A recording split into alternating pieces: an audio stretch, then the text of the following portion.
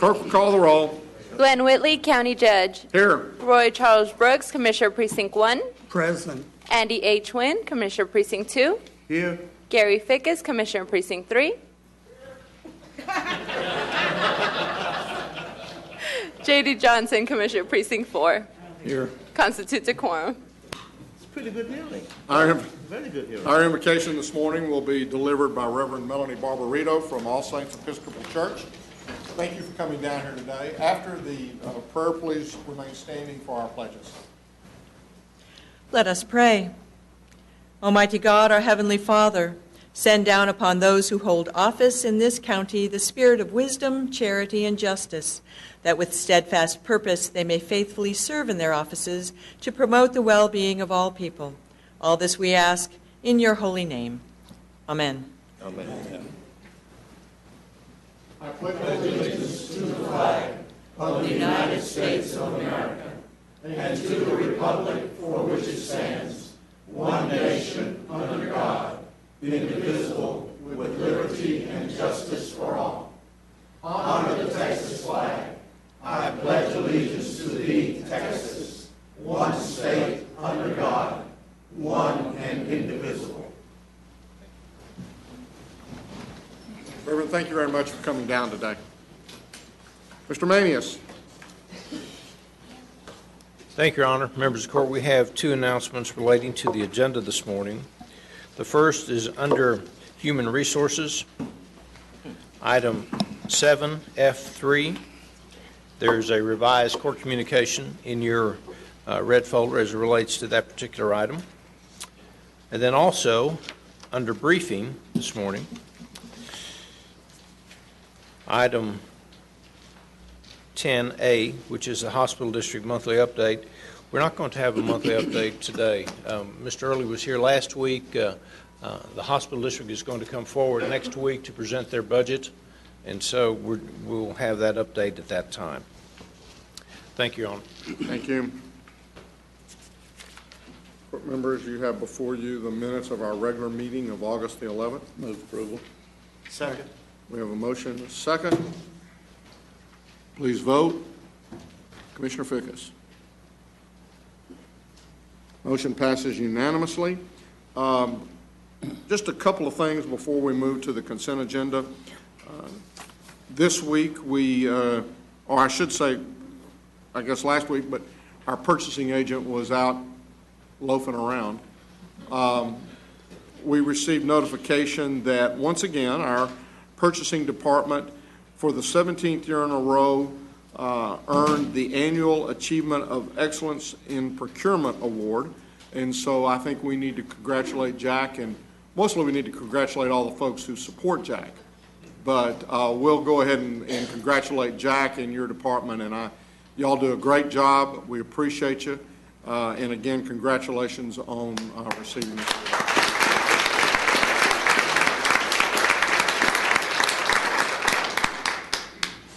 And I'm sure you'll have something to say when you get up here in a little bit. Maybe. Commissioner Brooks, it's good to have you back. It's good to be back, Your Honor, and I want to thank my colleagues on the court for holding it together during my absence. It was tough. I know, but y'all are so up to the task. I got so many calls, emails, cards from members of the county family offering their prayers for my speedy recovery and for my healing. I want to thank everybody for embracing me and my family as we went through that exercise. I am proud to be able to say that I had my post-operative appointment this past Friday afternoon, and I was pronounced to be cancer-free.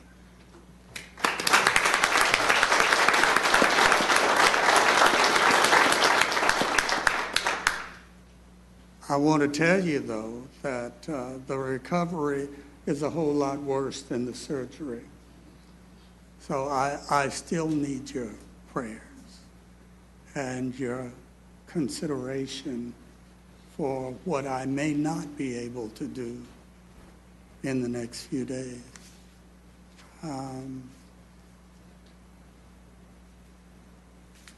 It was an unusual thing to have to go through such a private exercise in a public way. But to me, it was a teachable moment for men everywhere, that they should be aware of their prostate status and should do something about it. So to the extent that my story helps any man in Tarrant County, I'm glad to have lived through it publicly. And I thank you all for your love and your prayers and your support. Thank you, Your Honor. Thank you, Commissioner. Court members, you have before you the consent agenda. Move for the approval of the consent agenda. Second. We have a motion and a second. Any discussion? Please vote. Motion passes unanimously. Mr. Manius. Thank you, Your Honor. Members of the Court, we have 3 additional items this morning. The first, we're requesting that the Commissioners Court approve an order prohibiting outside burning within the unincorporated areas of Tarrant County for a period of 90 days from this date or until repealed by the court in accordance with state law. You always do this just before the floods come. Well, we're supposed to have thunderstorms tomorrow, so I was just laughing at that. That is historically correct. I move And I'll- approval. Second. We have a motion and a second. Any discussion? Please vote. Motion passes unanimously. Bring your umbrellas and raincoats tomorrow. You know, Commissioner Johnson, Randy Renoir is the fire marshal, and he's the one that recommends this all the time, so we've changed his name now. His name is not Randy Renoir anymore, it's Randy Rainmaker, so, so. All right. Members of the Court, we can go to item number 2. We're requesting that the Commissioners Court approve interim funding for the continuation of the Criminal District Attorney's Protective Order Unit for a period not to exceed 90 days. We anticipate that expenditure for a 3-month period to be approximately $34,500. Move approval. Second. We have a motion and a second. Any discussion? Please vote. Motion passes unanimously. Finally, members of the Court, on item number 3, this is also an interim funding. We're requesting that the Commissioners Court approve interim funding for the continuation of the Criminal District Attorney's Bilingual Victim Assistance Program for a period not to exceed 90 days. We anticipate the cost to be approximately $48,000. Move for approval. Second. Second. We have a motion and a second. Question. Yes, sir. When we do these interim funding deals, and we've done them across county departments, what's the mechanism by which we get paid our interim funding amount back? Does it come off the top? Yes, sir. When the grant comes in? Yes, sir. Yes, it does. Normally what happens, Commissioner, is that, and you see it's indicative of state grants. Their fiscal year begins September 1, yet it takes them several months after they get into that new fiscal year to get us the contracts. So that's what this is. But yes, we'll recoup all of our costs as soon as we get that grant. Thank you, Your Honor. Motion passes unanimously.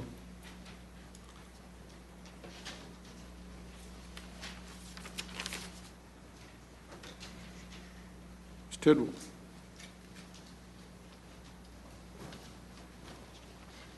We have one item for the court to consider this morning, and that is to approve the release of the depository collateral of approximately $2,000 as listed in your court communique. Move for approval. Second. We have a motion and a second. Any discussion? Please vote. Motion passes unanimously. Ms. Glenn? Move to receive and file the personnel agenda. Second. We have a motion and a second to receive and file the personnel agenda. Please vote. Motion passes unanimously. Ms. Thank you Glenn? and good morning. We have one additional item, that's item 2. We're asking the court to approve a waiver of terminal benefits for Constable Precinct 7. The constable has a deputy Constable who retired August 7th with approximately 80 vacation hours. We're requesting a waiver retroactive to August 10th. The cost to the general fund we're estimating to be approximately $2,500, including fringe benefits. Move for approval. Second. We have a motion second. Any discussion? Please vote. Motion passes unanimously. Thank you. Thank you. Mr. Beecham.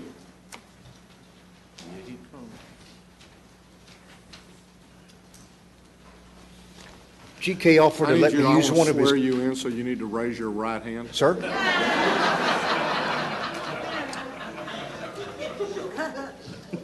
There's a lot of things you can't do with only one hand, I'm going to tell you. A lot of things. GK offered to let me use one of the clip-on ties, but our tastes don't match, so...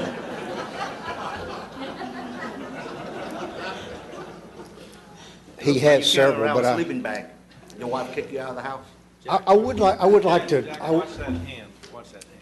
I would like to thank the court for acknowledging our award and probably going to say more than I have in the past. I'd like to thank the employees of Tarrant County for respecting our processes.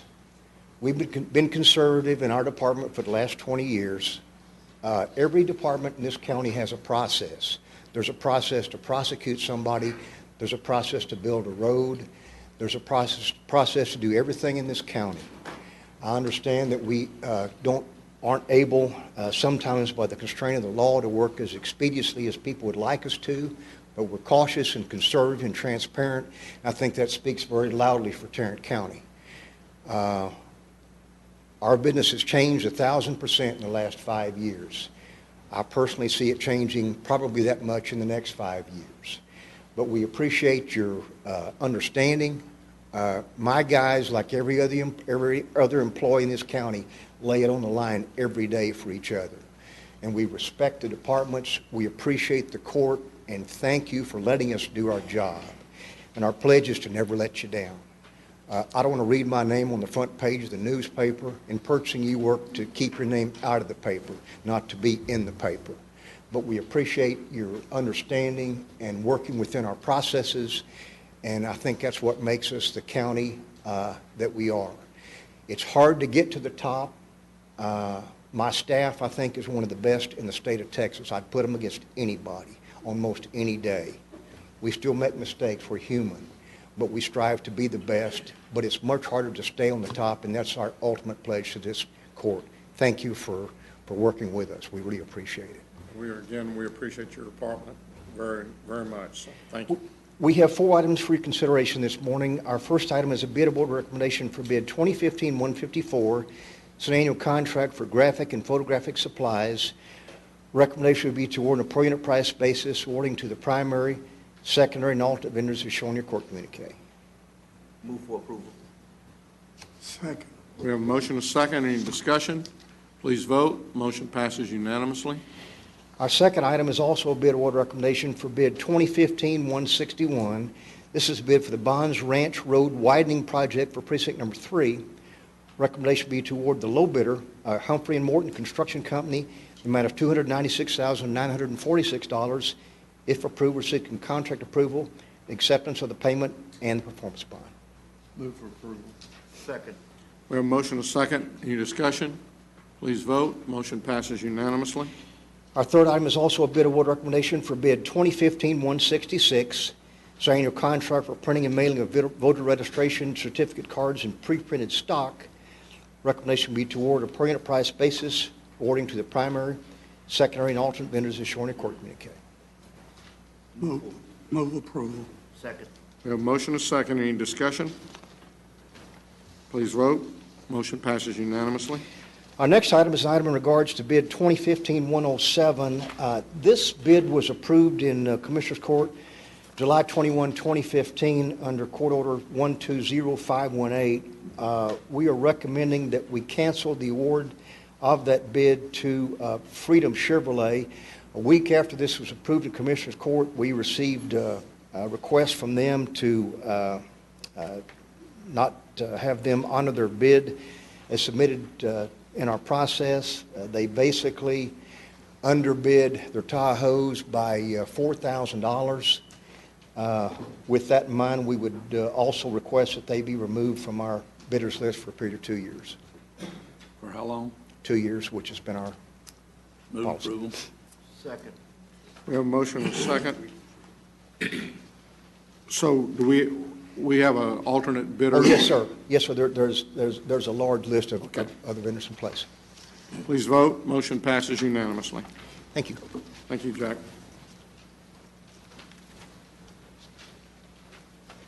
Come on down, Doctor. Good morning, Your Honor. Good morning. Commissioners. The Sheriff's Office has one thing for your consideration this morning. It is requested that the Commissioners Court approve interim funding in the amount of $15,000 for the continuation of the Sheriff's Victim Assistance Program for a period not to exceed 90 days. Move approval. Second. We have a motion and a second. Any discussion? Please vote. Motion passes unanimously. Thank you. Under, I guess, announcements for county judges and commissioners, we have a couple of interlocal agreements. And Mr. Townsend, I understand it's your birthday today. Yes, it is, Your Honor. Congratulations, I think. At least you made another one. It's the odometer, Your Honor, not the year model.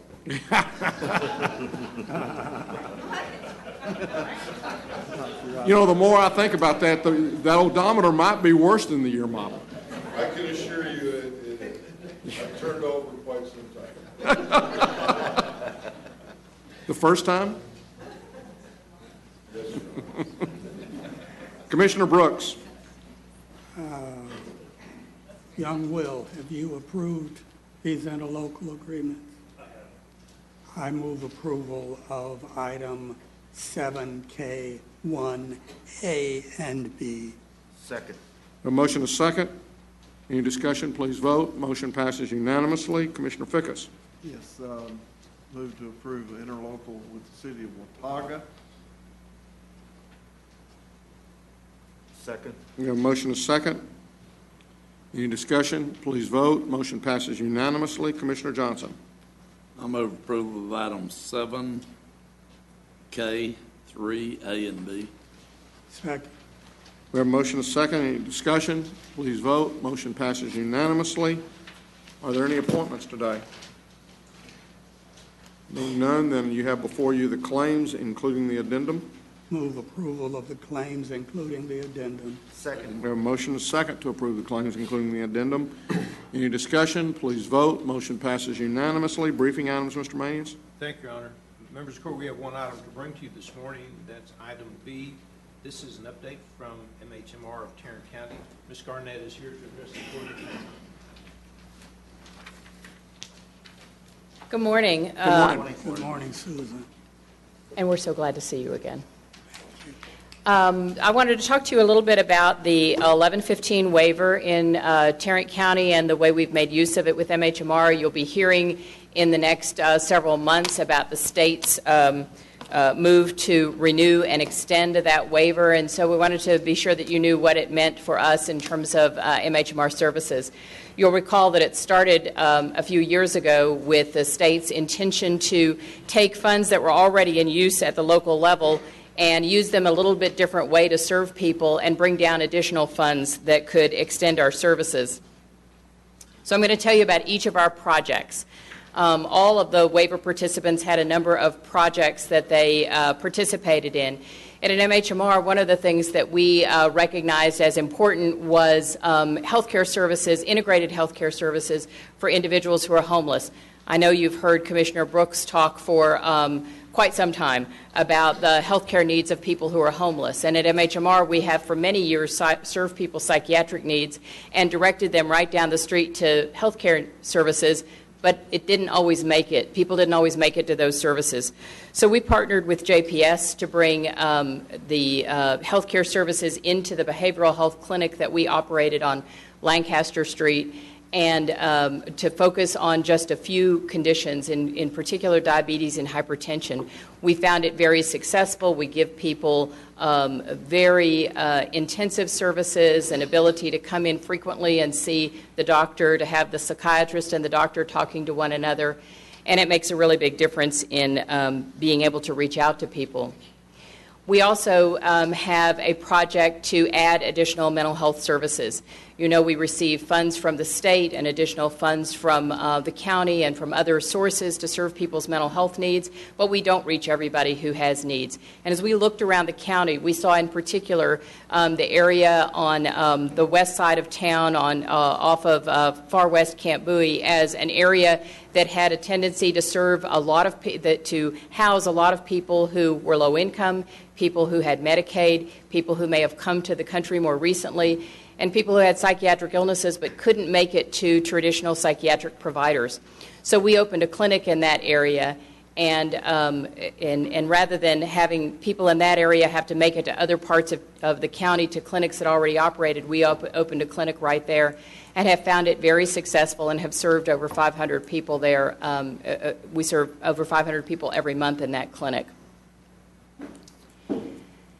So we also have had for a number of years a detox unit for individuals who need to detox from the use of opiates or alcohol. We have worked closely with a lot of hospitals, in particular, of course, JPS, because they see so many people who come into the hospital who are under the influence of opiates or alcohol addiction and who may not actually need a stay in the psychiatric unit, but that it wasn't another place for them to go. So by working with JPS to establish that need, we worked together to determine that we could use an additional 8 beds for our detox unit. We were able to remodel our existing space by kicking a lot of office staff out to other offices and created new bed space, and we're able to expand those beds. Every one of those 20 beds are filled every day since we've opened them. So we could probably open more beds and still not fully meet the need. But it's been a great service for the community. The next project that we have is one that we have operated through a contract with the Department of State Health Services, the state agency. We've operated mental health services and we've operated substance abuse services, each under their contracts. But you won't be surprised probably to know that the state's contracts are make it very easy for us to operate 2 separate services and make it really hard for us to operate those services together. So we took the opportunity provided by the 1115 waiver to operate those services together and to place substance abuse staff inside of our mental health clinics.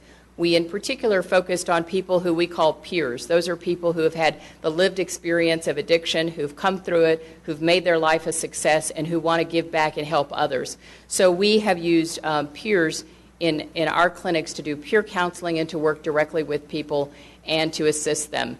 And you see a quote from somebody who was served in that project who talks about, for the first time in her life, having real happiness. We have found it incredibly important, and you can see that a 50% reduction in substance abuse issues at 6 months follow-up.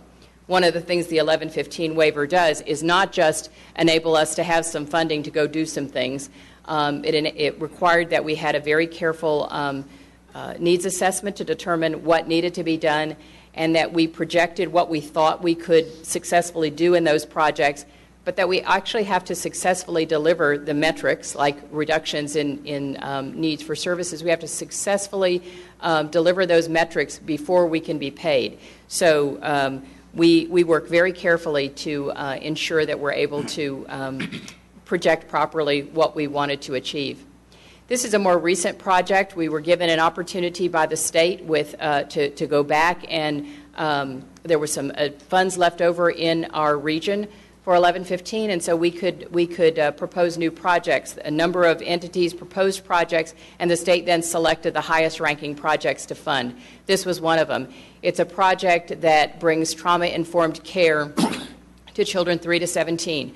We know that children who experience traumatic events in their lives have lifetime consequences from that trauma. This is a project to allow us to become highly trained and highly skilled to deal with those traumas at an early age. We have other initiatives in our community that you may have heard about through organizations like the Mental Health Connection that are working to bring trauma-informed care not just to MHMR but to all of our mental health providers. But this provided us with an extra little boost to be able to address the needs of children who are already in our system, and our system tends to serve children who have some of the most serious emotional disturbances.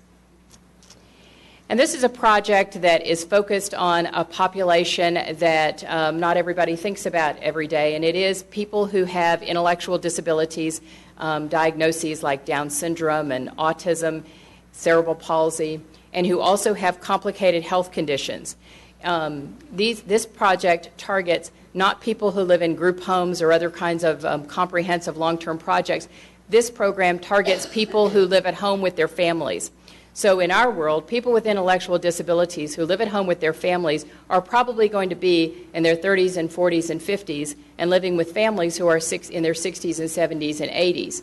And so one of the things we know is that people tend to become disconnected with medical care. They're sort of taking care of their other needs, and it's a lot of trouble to go to the emergency room. It's a lot of trouble to go to the doctor. And so they no longer are in regular contact with care. And as they're living with their aging caregivers, frequently they have their own health conditions that make it hard for them to get to the doctor and those kinds of things. So this project allows us to have service coordinators who are seeing families regularly and seeing individuals regularly, if they become aware of a health condition, to bring a nurse in to assist people. I'll give you one quick example from this project. We saw an individual who was in his late 40s, mom was in her 70s, and he had been to the hospital.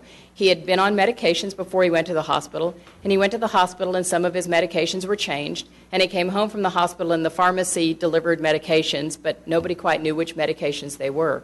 And so mom couldn't figure out if he was supposed to keep taking the ones before the hospital or stop taking those and start taking new ones, or how long these were to continue. So we brought the nurse care manager in to talk to the doctors, to talk to the nurses and figure out exactly which medications he was to take out of the home all the medications that were to be disposed of, to fill pill bottles, to educate mom, and then to come in and check a couple of times to make sure that things were going well and that medications were reordered, med boxes were refilled, and then once everything seemed to be all set up, the nurse could fade away. But if he had an additional hospitalization or an additional medical need, the nurse could come back in and help him again.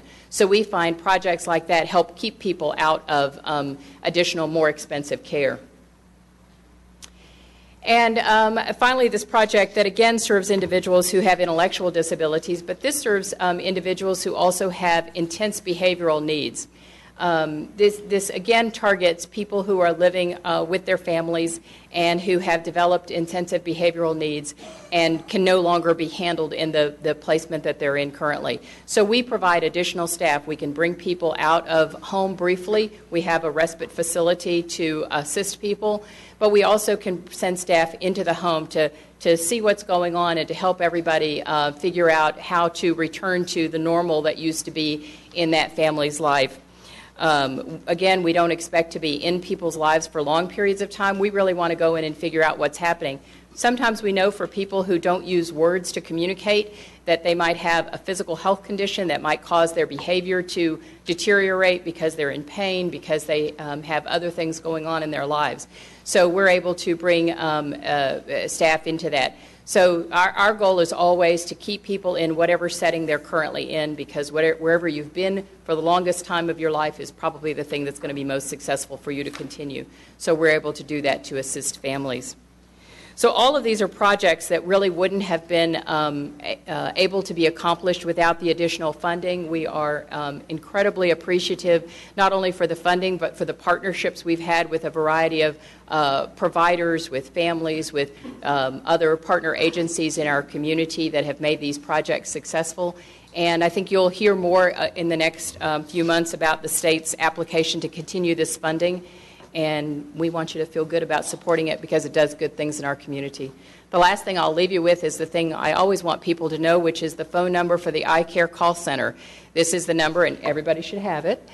This is a number for if you know somebody or if you see somebody who's having a psychiatric illness and a psychiatric break and you're concerned about them. These are the people who can help you 24 hours a day, 7 days a week to sort through what's going on and to learn if somebody should be going to the hospital, if it's an event for which we need to call police or something for which we need to send a team out to help people work through.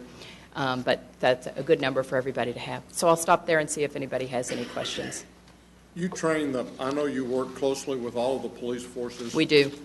Police departments on this because they have their number, they call in to try to determine Yes. if the individual that they're in front of may simply be off the meds or something along that line. Right. The police agencies have a number just for them, and it's available 24 hours a day, 7 days a week. And we work closely with a number of the departments. In some, we provide the primary mental health services for that department, and others we work closely with their own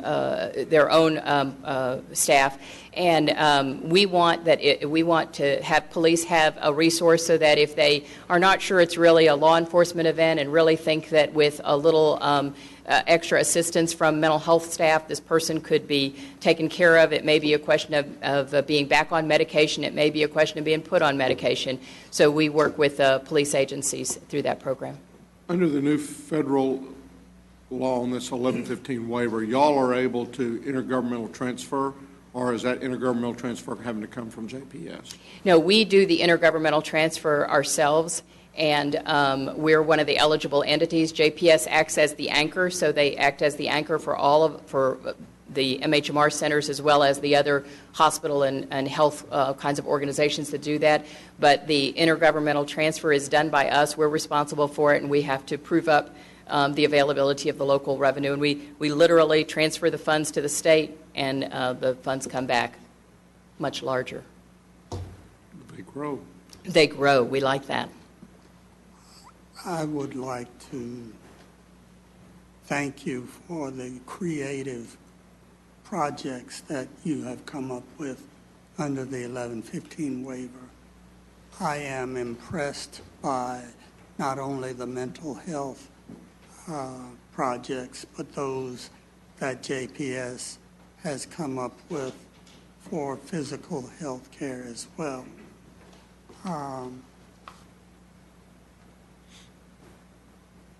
I support the 1115 waiver in that it allows this community to come up with programs that perhaps represent best practices for delivering care in our community. The thing that bothers me about the 1115 waiver is that the numbers of people that we will reach through all of these programs are not enough to bend the needle, to move the needle on overall community health. It looks good for the state to be able to point to these programs and say, look how much good we did. Well, my response to that is, look how much good, more good you could do if you expanded Medicaid.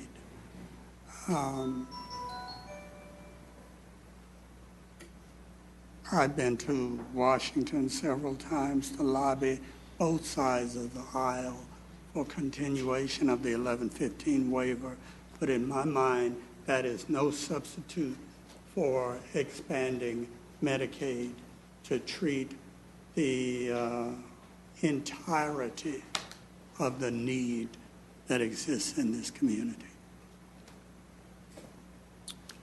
And we appreciate your recognition always that good mental health is part of good overall health. And that's one of the premises that we used as we worked on this project. But you're certainly right about JPS having been a great partner for us in thinking through what the needs were and where services needed to be placed.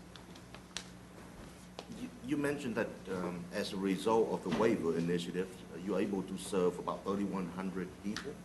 Yes. Are those 3,100 people additional clients, or they are among the existing client base of MHMR? It's a combination. In some areas, like in our new clinic, those are completely new people who wouldn't have, they would have been on waiting lists. They would have really languished waiting for a space in clinics because doctors can only see so many people in a clinic. In some projects, we have actually brought new people in who weren't previously served. Overall, all of our numbers have risen. We tend to historically serve more people than the state funds us for, and so our numbers have gone even further up. They're not dually counted.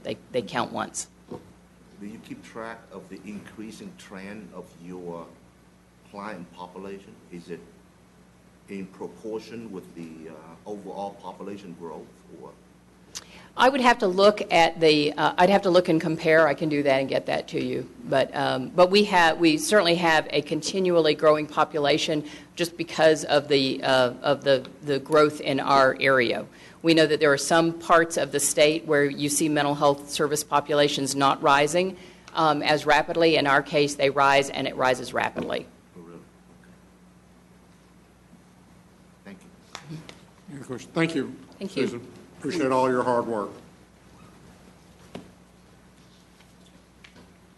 Your Honor, that's all we have at this time.